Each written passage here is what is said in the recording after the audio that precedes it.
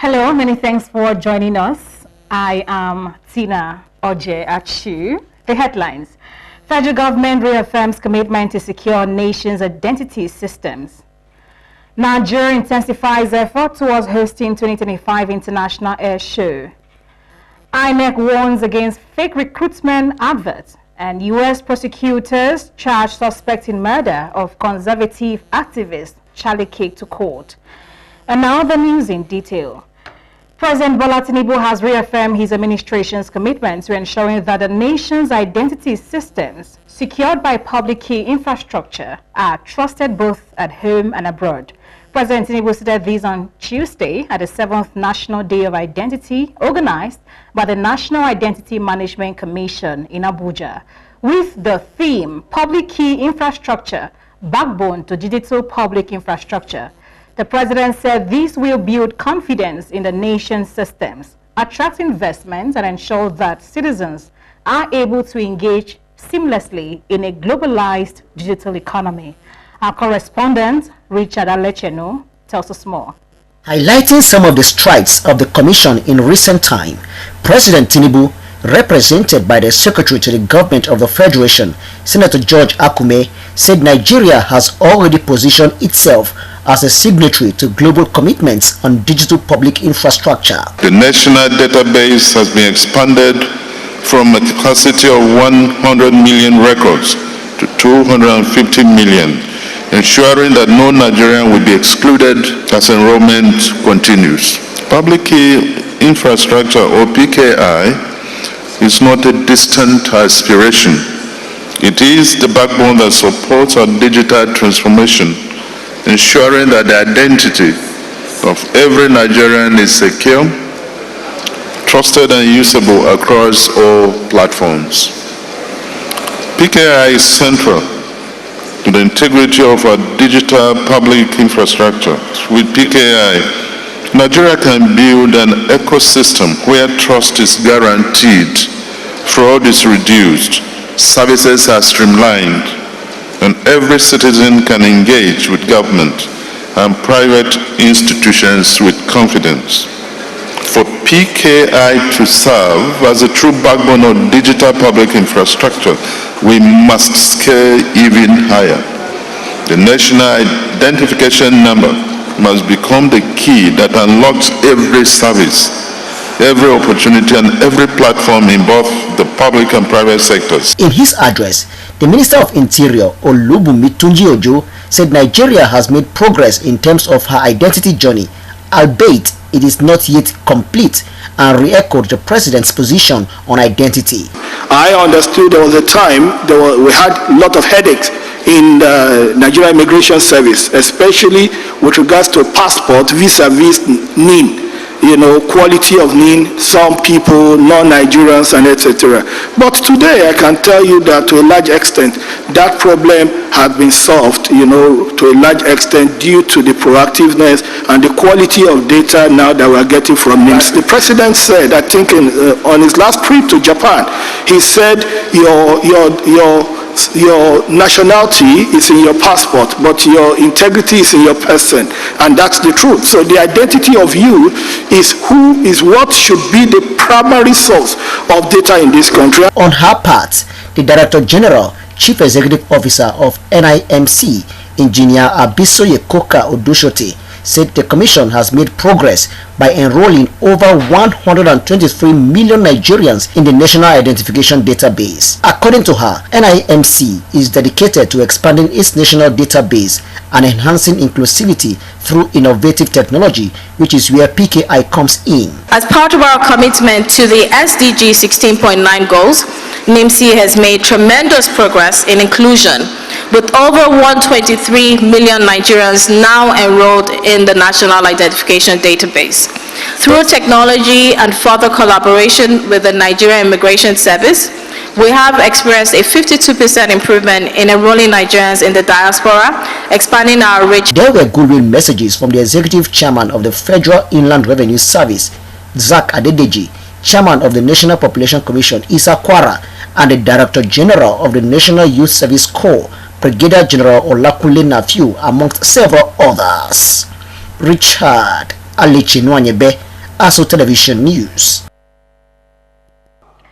The federal government has announced a near 60% completion rate of the Kano Maradi Rail project from the initial 5% success rate when the current administration took over in 2023.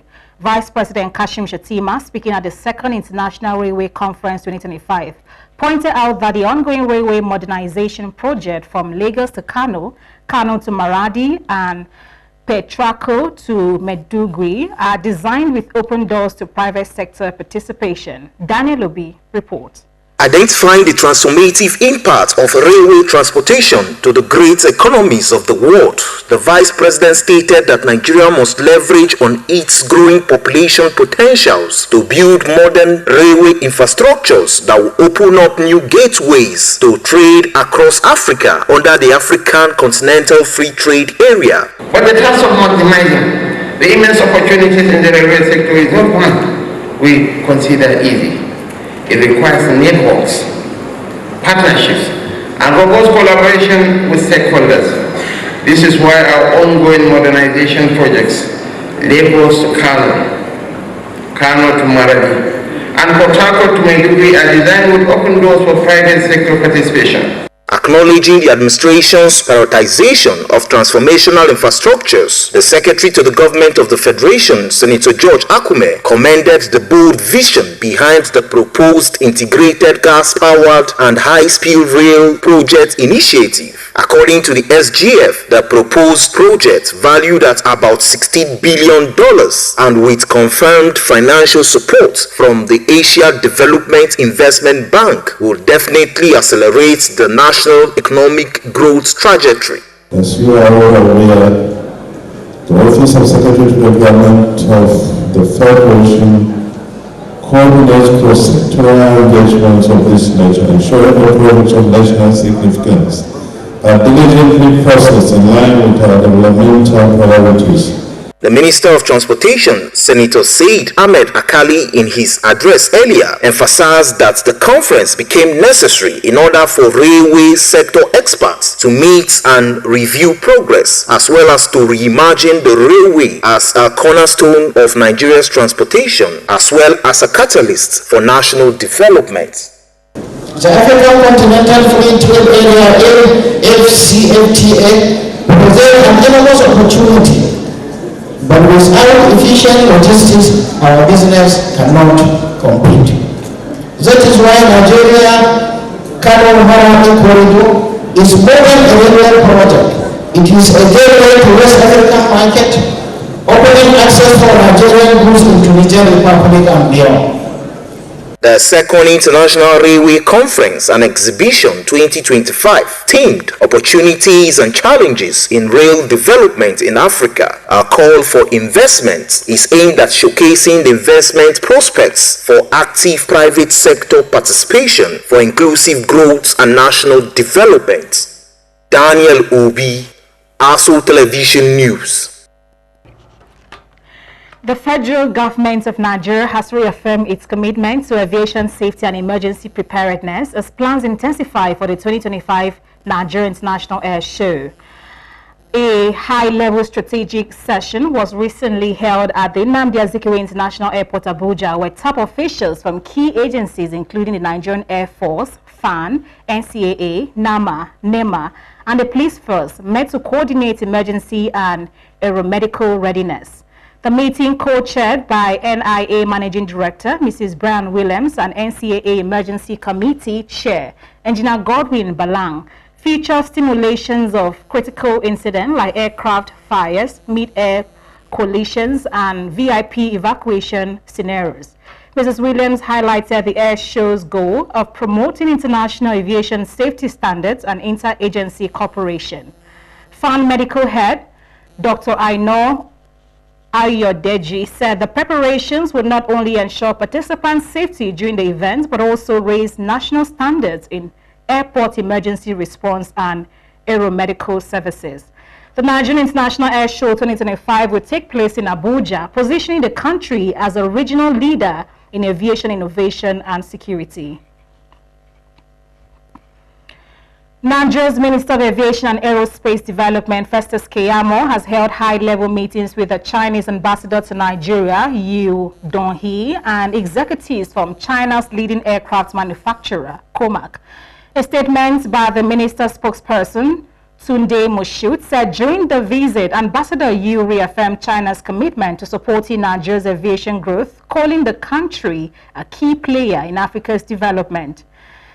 In a separate meeting, COMAC executives explored potential collaborations with Nigerian airlines, focusing on aircraft leasing, technical support, and long-term partnerships. Minister Keyamo welcomed the talks, announcing plans to lead a delegation of local airline leaders to COMAC's headquarters in China, with hopes of positioning Nigeria as a regional aviation hub. The statement added that these engagements signals a strategic step towards stronger Nigeria-China aviation relations and enhanced access to modern aircraft for domestic carriers. The Permanent Secretary of the Ministry of Aviation and Aerospace Development, Ibrahim Abubakar Kana, has highlighted Nigeria's strong economy and large populations as key factors that make the country attractive for businesses.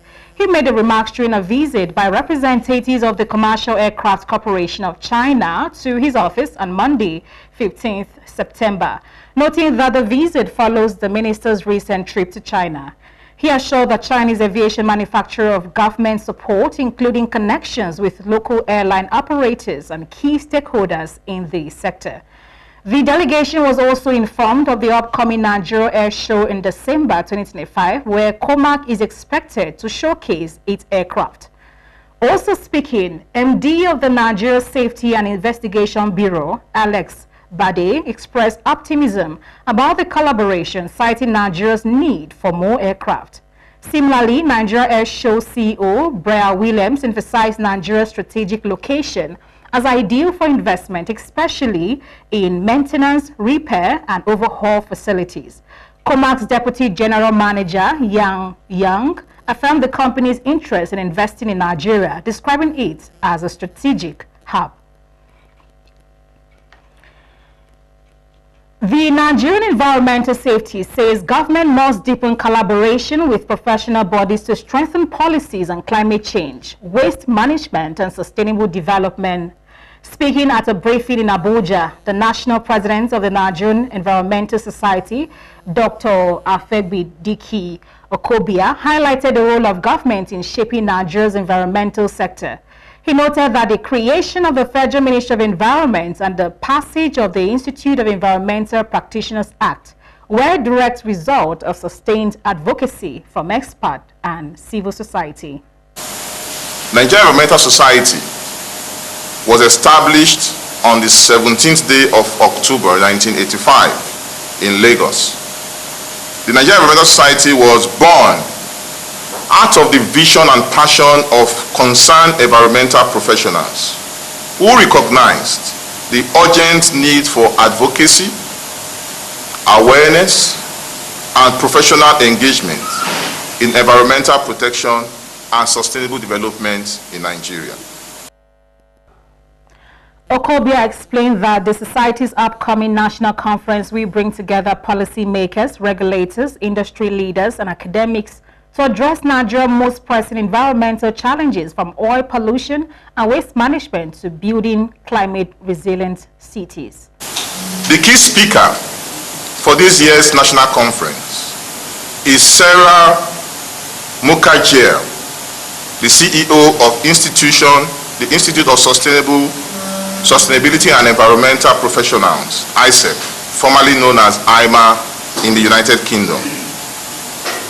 This year's conference will provide a strategic platform to discuss emerging environmental challenges and opportunities, renew policy and practice affecting Nigeria's environment, showcase innovations and research in environmental science and engineering, foster partnerships for climate resilience, ecosystems restoration, and circular economy development. The society also urged government to support green transition strategies for businesses, strengthen enforcement of existing laws, and invest in research and training for the next generation of environmental professionals. As we mark this milestone, I call upon government authorities to continue engaging with NERS as a critical partner in environmental planning and implementation. The private sector in sustainable practices and support green innovations. With Nigeria facing mounting environmental pressures, the call for stronger government engagement is expected to feature prominently at the National Environmental Society's conference later this month. You're watching ASA Television News. You can watch us live on DSTV channel 392, also on StarTimes TV channel 127 and Free TV channel 507. We're also on the UHF band on channel 38. Still to come, INEC warns against fake recruitment adverts. Stay with us for details of these and more stories.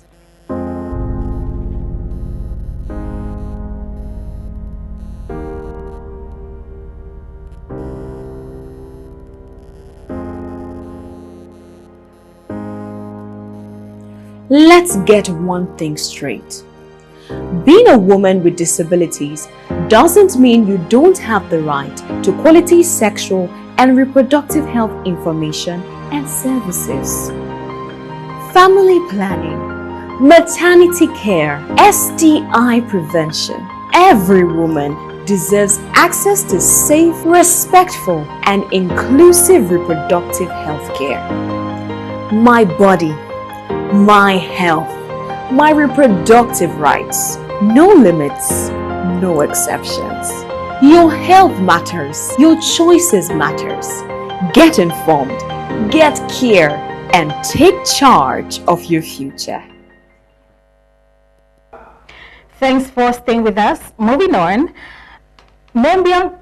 Namibian Command and Staff College students on student tour. The Permanent Secretary of the Federal Ministry of Arts, Culture, Tourism and Creative Economy, Dr. Mukhtar Mohammed, has received a 29-man delegation from the Namibian Command and Staff College in his office.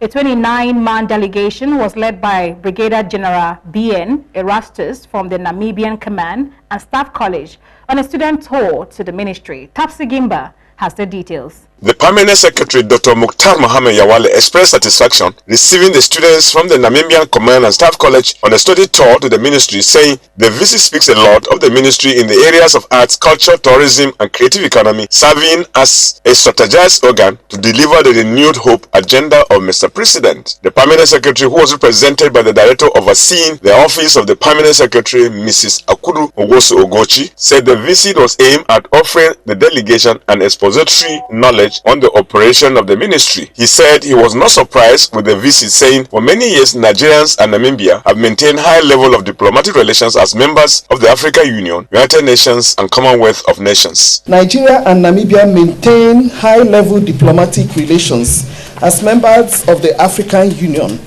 United Nations and Commonwealth of Nations, as well as advocates for South-South cooperation in promoting regional stability through Southern African Development Community, to mention but a few. In 1990, Nigeria strongly supported independence and contributed to the UN Trust Fund for South Africa and Namibia in support of its liberation movement in the 1970s and 80s. Responding on behalf of the 29th-man delegation from the Namibian Command and Staff College, Brigadier General B.N. Erastus said they were in the ministry to study and emulate arts, culture, tourism and creative economy, where Nigeria has been able to export talents to the world. Brigadier General B.N. Erastus thanked the Nigerian government for the support provided during the Namibia's struggle for independence. Is aligning socio-economic development with security and defense industry growth for peace and stability and mutual relations. And with that in mind, Nigeria has been a big brother to Namibia for many, many years, and it's the people of Nigeria who made our independence possible. A frontline state is where you have your bases to go and operate from, where you are going to. which means all countries that borders with you. Yet we don't share a border with Nigeria, but Nigeria was a frontline state to Namibia in the late 70s and the 80s. High-powered presentation was made to further enlighten the delegation, the organization of the ministry and its mandate. PRS department plays key role in harmonizing roles of other sectors that are within the ministry to ensure that whatever that is the output of their performances brings about growth and development of the Nigerian economy. The ministry deals with the entertainment, creative, and economy, as well as job creation, which is the economic driver of the country. Questions were asked by the members of the delegation and answers were provided. Topsy Gimba, ASO Television News. Dignitaries led by Christopher Zaka Mekalangu, chairman of the Abuja Municipal Area Council, gathered on Tuesday to pay tribute to the late Unisa Yusuf, popularly known as Buhu Brukunu Abuja, who passed away on September 11, 2025 at the age of 39. The well-attended funeral service took place at Ekwa Paduma 1 Asukara extension of the Federal Capital Territory. Mekalangu described Buhu Brukunu as a great warrior who tirelessly fought for the rights of the people, acknowledging the significant impact of his passing. He noted that the entire city had lost a great advocate, but expressed faith that Buhu's legacy would endure in the hearts of those he touched, particularly Abuja natives. The chairman prayed for more individuals like Buhu to emerge, continuing the fight for people's rights and welfare. Akushe Mokhtar, regional coordinator of the Afro-Arab Youth Council West Africa, remarked that Buhu's sudden loss had left a void in the advocacy community. He was a passionate advocate for good governance and youth rights in the Federal Capital Territory, serving as a friend, mentor, and beacon of hope for many young people. Mokhtar highlighted Buhu's dedication to advocacy, evident in his effort to scrutinize government actions not aligned with the people's best interest. The Independent National Electoral Commission has warned the public to beware of a fake advertorial currently circulating on social media, claiming that the commission is recruiting for various positions and directing applicants to a fraudulent portal. The commission stressed that it has no such website and is not conducting any general recruitment exercise. However, in preparation for the upcoming Anambra State government election, INEC has officially launched its dedicated online portal for recruiting ad hoc staff. The initiative demonstrates the Commission's commitment to conducting free, fair, and credible elections and encourages eligible Nigerians to apply for temporary roles essential for ensuring a smooth electoral process. Vacancies are available for supervisory presiding officer, presiding officers, and assistant presiding officers 1, 2, 3. As well as registration area technical support and registration area center managers, with each position having specific eligibility criteria, including public servant, corps members, ICT professionals, and staff of host schools. INEC has emphasized that all applications must be submitted exclusively through its official recruitment portal, and that only entries received through this channel will be considered. The Commission reiterated its commitment to transparency and inclusivity and urged qualified Nigerians to seize this opportunity while cautioning the public to ignore fraudulent messages that could mislead unsuspecting applicants. The National Drug Law Enforcement Agency has commended Aviation Minister Festus Keyamo for his swift intervention in the case of 3 Nigerians wrongfully detained in Saudi Arabia for drug trafficking. An NDLA investigation revealed a criminal syndicate at Kanu's airport had planted drugs in the victim's luggage, with the prop leading to multiple arrests and charges, including a drug kingpin and complicit airline staff. The statement says, due to coordinated effort involving the NDLEA, the Justice Ministry, and the Aviation Ministry, under President Tinubu's directive that no Nigerian should suffer unjustly in a foreign land, all 3 Nigerians have been released. The NDLEA pledged to continue cracking down on airport drug syndicates and praised the successful interagency collaboration that ensured justice. The statement noted that this landmark resolution reflects the success of interagency collaboration, the vigilance of NDLEA, the decisive support of the Ministry of Aviation and Aerospace Development, and the unyielding commitment of the federal government to the protection of its citizens worldwide.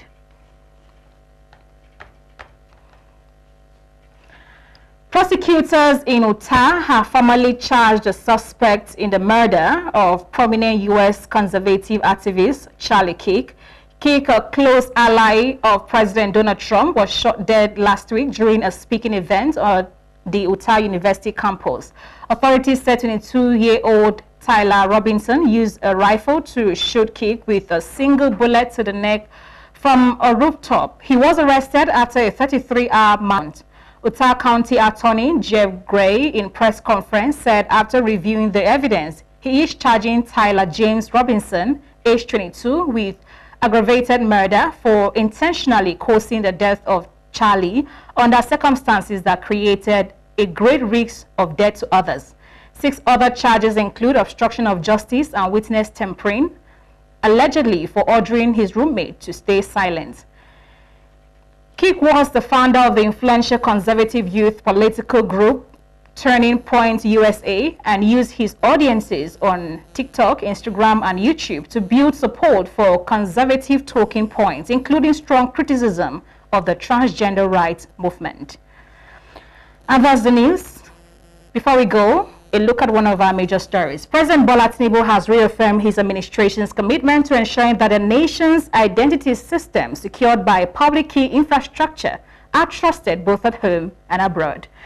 I am Tina Oje Achu. Many thanks for watching.